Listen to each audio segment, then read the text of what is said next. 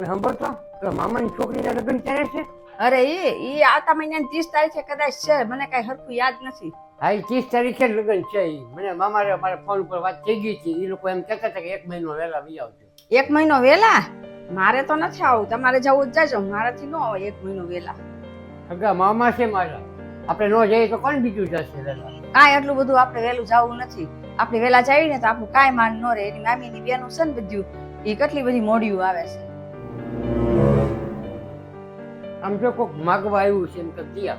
હવે ઈ તો આખો દી આવ્યા કરે, શું આખો દી જાત કરવાનું હોય? અરે એવું ન બોલાય, એવું બોલીએ ને તો ભગવાનને ખરાબ લાગે. રે હું જ દઈ આવું. અરે તમે રવા ગયો, હું જાઉં છું. તમે ખોટે ખોટા 100 200 300 દઈને આવશો. આપણે ભગવાન એટલું બધું આપ્યું છે તો આપણે દેવામાં શું માંગ્યો છે? ન હોત તો આપણે ન દે. તમે રવા ગયો, મને દો પૈસા, હું જ દઈ આવું. અરે તું જ દઈ આવ. હું તને પહેલાથી જ કહેતો હતો તું દઈ આવે. પૂરે આપજે. હા, 100 રૂપિયા જ આપીશ, પણ તમારે પૂરેપૂરા દેવાની શું જરૂર હતી? એમાં 100 રૂપિયામાં શું થઈ ગયું? જાય તું જલ્દી દઈ આવ ફટાફટ, આપણે પછી મળી જઈએ જવાનું.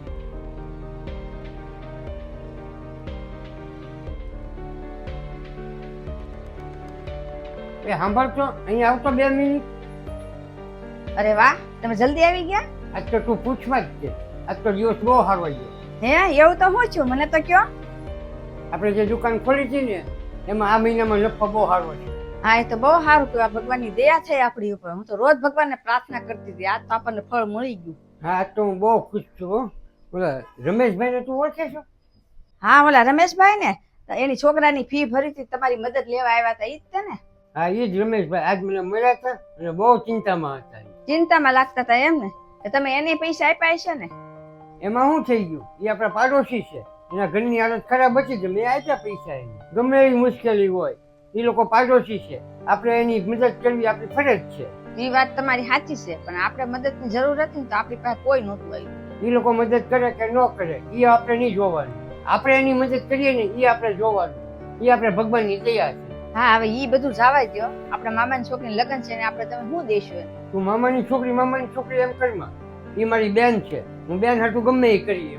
એ તો હું તમને પૂછું છું કે તમે દેશો શું? 1 લાખ મામાને મેં આપ્યા છે.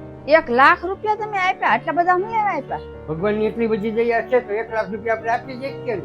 ભગવાનની દયા એમ કરી બધા દઈ દેશો તો આપણી પાસે શું રહે? એક કામ કર, હું 1 કલાક પછી તને બજારમાં લઈ જાઉં અને બજારમાં આવીને તને પછી આ સવાલનો જવાબ આપું.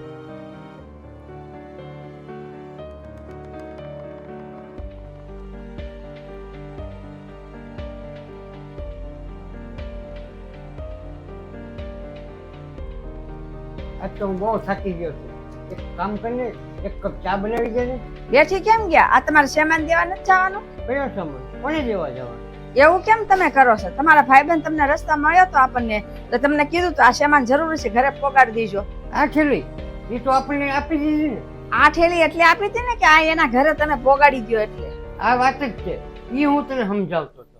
એટલે હું કઈ સમજી નહીં. જો હું તને સમજાવું, આ સામાન આપણે બજારમાં લઈને ફરતા હતા ને એ આપણે ઘરે લાવ્યા ને અંતે જેનો હશે ને એને જ મળશે. આ તો સાચી જ વાત છે ને, જેનું હોય એને જ મળે ને. હું તને ક્યારનો એ જ સમજાવતો હતો કે આપણે ભગવાનની દયાથી બીજાને મદદ કરીએ છીએ ને તો ફરી ફરીને આપણી આગળ ભગવાનની દયાથી પાછું આવે. હે ભગવાન, મને માફ કરી દેજો. હે, તમે મને એક વાત તો કહો કે ઈ ભાઈ અચાનક ક્યાંથી આપણને મળી ગયા? એ મારો ભાઈબંધ નથી, એ આપણી દુકાનમાં કામ કરે છે ને એ હતો. ને મેં એને 1 કલાક પહેલા છે ને ફોન કરીને બોલાવ્યો હતો. વિશાલ, તું મને 1 કલાક પછી મળીશ બજારમાં? હા, પણ એક હાડી હારવાર લેતો આવજે, મેં કહું છું. ને આ સામાન છે ને એ એનો નથી, આ તારી હાડી છે.